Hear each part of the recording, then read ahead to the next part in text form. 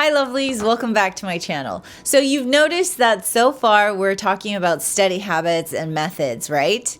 Well, here are 3 study habits that have been scientifically proven to work. Let's get to it.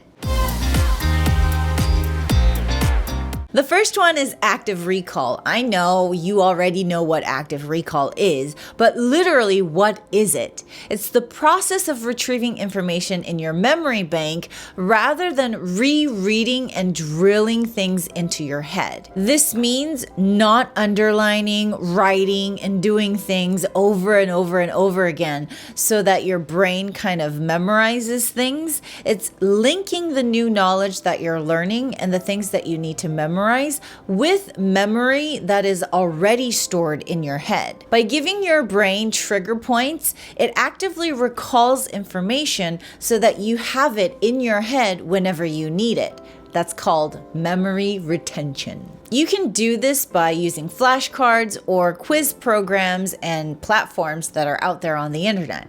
You can also do this by teaching someone.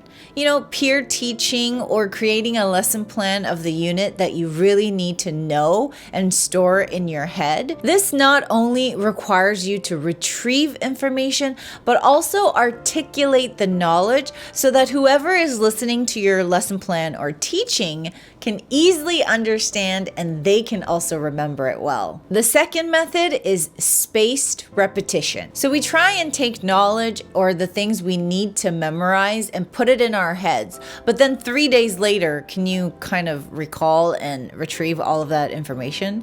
It's very difficult, isn't it? So if you space out your review sessions into intervals, this allows your brain to retain that information longer. You see how reviewing is really important? I'm pretty sure you already know that. But if you do it in intervals, let's say 3 days, 6 days, 9 days, or however many days you think your memory kind of falls after a couple of days, if you don't actively recall that information, if you know how to space your review sessions because you know your memory kind of goes after a couple of days or a week or weeks, then it's really good to review within that time frame. For me personally, 3 days. Every 3 days, I review the things that I studied before and make sure that I know that information correctly, because I just know if I learn something new and 3 days go by, I'm not going to remember that. You can also use flashcards for this spaced repetition.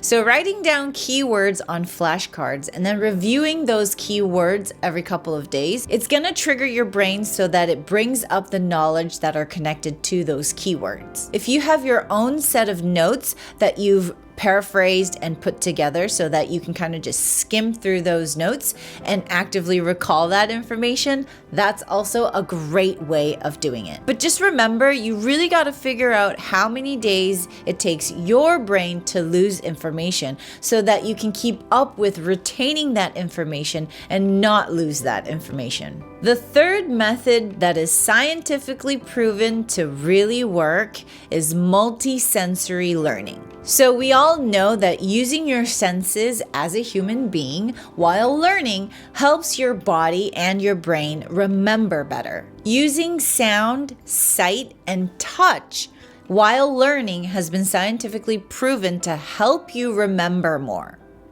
or help you remember better. This has been proven to help your neurons in your brain to make connections better. So if you see something, if you hear something, or you touch something, your neurons are going to connect that to knowledge or to a certain category of knowledge so that you can actively recall that information. One way of doing this is to use your muscles while doing that. So writing out information while you say it out loud. One thing to remember before you incorporate any of these into your study sessions or your study routines is to really figure out what works for you. You got to figure out what really helps you learn and keep things in your brain before you try out any of these things. Figure out which ones work better for math and science, more geared towards that direction, and which ones work better for literature or history. Depending on the subject and the topic that you're learning or that you're studying,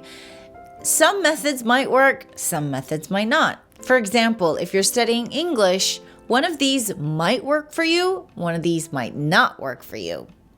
So try and see what works best for you and the topic or the subject that you're studying. I hope this helped. I'll see you next week. Bye!